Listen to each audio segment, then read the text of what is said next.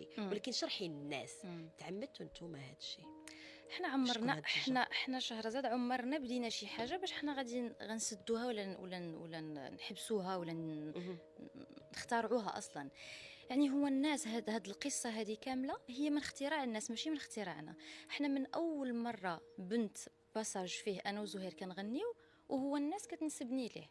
يعني هند مع زهير وزهير مع هند.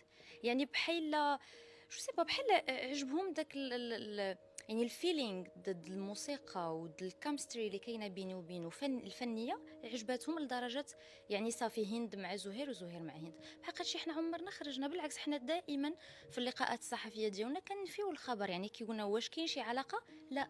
يعني اذا كانت شي حاجه كنظن ان الرد ديالي غادي يكون بين ان كاين شي حاجه. هي حتى التلميح انا عمري حتى لمحت يعني بشي حاجه لانه ما كاين والو. فعلا زهير يعني صديق